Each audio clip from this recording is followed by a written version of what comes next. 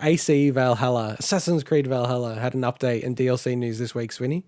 Yeah, so it's gotten one of its biggest updates, including the long-awaited ability to transmogrify the gear of your character, which is something that they had available in Odyssey, and they took a little bit longer to get it out for this one. But for people who are complaining, I mean, come on, like, just think we're in the pandemic. Like, stuff is going to take longer than it has in the past. It just will be.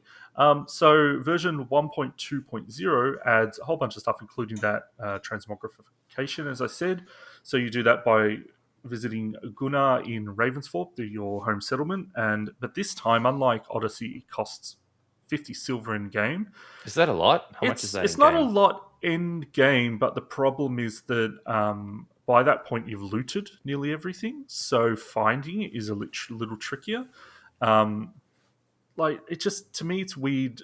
And people have theorized why they've done this. It's because you can purchase silver from the microtransaction store. The Ubisoft special. Special. Yeah. So that could definitely be it. I don't know.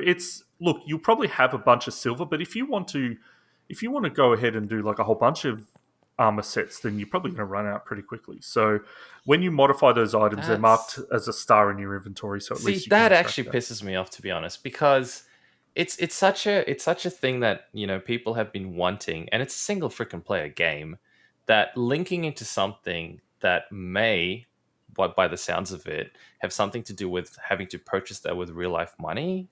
That's just lame. Come on. At what stage do you go? Just make it normal, everyday, in-game currency, as opposed to some bullshit that requires you to pay real world money for, potentially. That really pisses me off when they do stuff like that. So also in this update, you get there's a new skills available. So one, Fearless Sleeper, which is an AoE attack. There's two loot-based ones, where one is Raven's Loot. And this does not make sense at all, but I don't care. It's great. The chance to loot automatically from people you kill with your bow and arrow from at a range, which is cool. It's just like such a stupid concept. But you just have to go, it's Animus. It's Animus. It's the Animus. But it's a game. It's a video game, right? Yeah, exactly. But the whole thing's in a virtual world. But also, there's so much of that stuff in this game. It's ridiculous anyway.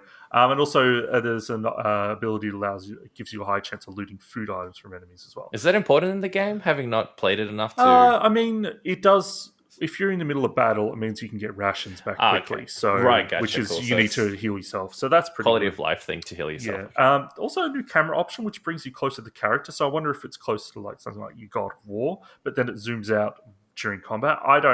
That does not sound appealing to me whatsoever. But at least there's more options, and lots of bug fixes. And one of my favorite patch notes was that there are now more cats throughout England.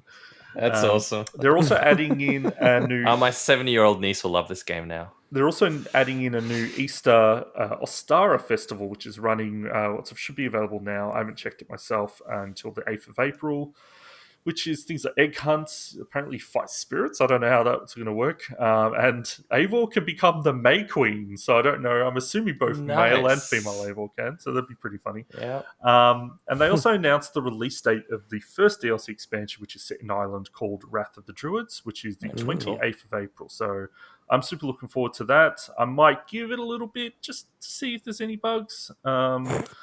Bugs? Assassin's Creed? No way. Yeah, no. Exactly. Well, no, he's not worried about bugs. He's worried about bugs that may screw up an achievement for him. But I'm worried about bugs that might screw up your game, Mike. That's a worry for everyone. That's a worry because for everyone. Ultimately it's going to screw up your achievements.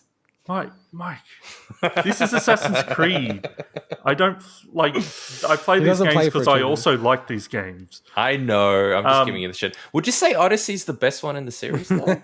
So there's also it's not available yet, but apparently they're soon adding a new mode called a Mastery Challenge, which apparently, and I haven't tried this yet, so they added something called River Raids a little while back, and apparently seems to be a similar version of that, but more combat-orientated. So, yeah, some neat updates. It's a shame about the transmogrification.